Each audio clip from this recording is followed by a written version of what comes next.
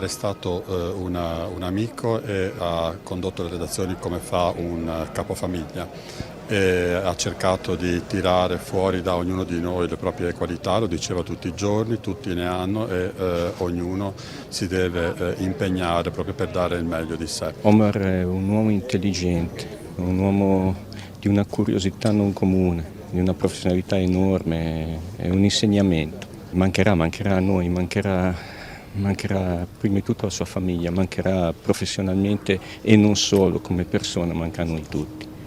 Però ci ha lasciato un insegnamento di non fermarsi mai alla superficie e questa è una cosa che a me ha sempre colpito molto di lui.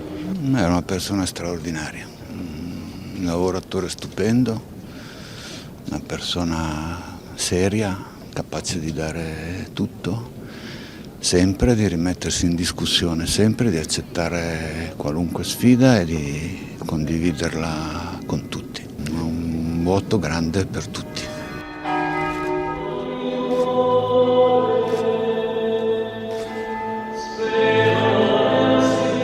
Siamo in tanti oggi qui per dare il nostro saluto al nostro fratello Omar. Beati i miti, perché avranno in eredità la terra.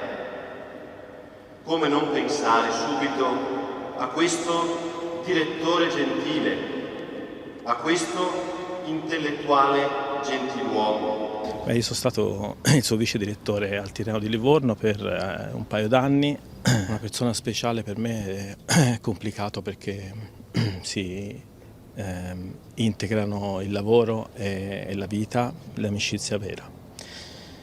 Una persona che lascia moltissima eredità, se solo riusciremo, come spero, a raccogliere i valori, il coraggio e la grandissima capacità di produrre idee e di guardare avanti. Non riusciamo a vivere bene ora che vai via, noi ti tradiremo e non voglio che lo facciamo.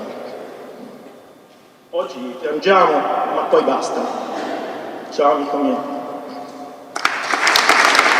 Aneddoti ne abbiamo tantissimi, la cosa che tutti ricordano di lui è questo impatto mattutino dalle 7, dalle 6 e mezzo del mattino, si cominciava con telefonate e pressione per analizzare la giornata precedente ma soprattutto caricare per quella che stava per arrivare. Noi siamo una tribù, siamo quelli di Udine, gli ultimi del Piccolo, i primi del Corriere, quelli là in mezzo tra Bolzano, Trento, Verona, i Veneti, i Toscani. Omar aveva molte caratteristiche distintive. Una delle principali era l'attenzione in cui teneva i collaboratori, le ultime ruote del carro, indispensabili alla vita di ogni giornale ma spesso bistrattati. Con lui invece si sentivano dei protagonisti, li chiamava, li buttava giù dal letto alle 6 del mattino, gli faceva i complimenti, li sgridava, li stimolava, gli spiegava che avrebbero dovuto fare in un modo e non in un altro e loro si sentivano basiti. Mi ha chiamato il direttore. Omar era questa cosa qui. Divorati dalle notizie, caricati a molla da una passione onnivora, innamorati di un mestiere che spesso ci ha preso sberle. Oggi ci guardiamo allo specchio sgomenti e non troviamo un perché. Altri si chiedono se tutto questo abbia un senso e hanno pieno diritto di farlo.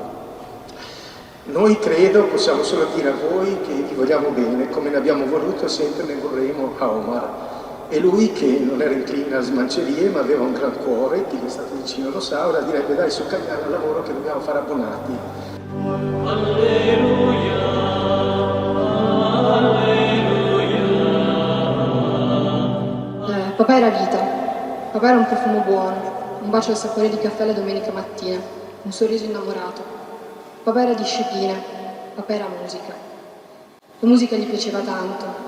Da che io abbia memoria, papà mi svegliava spalancando la porta della camera e lasciando entrare l'aria della sua opera preferita del momento. Domenica mi sentivo così felice e a un certo punto ho iniziato a cantare Tra me e me il Nessun dorma.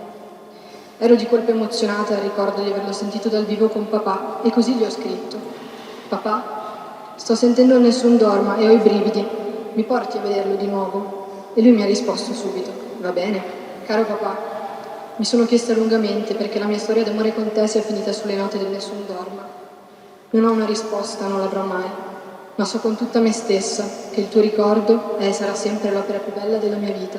che rivivrà in me ancora e ancora. Ciao papà.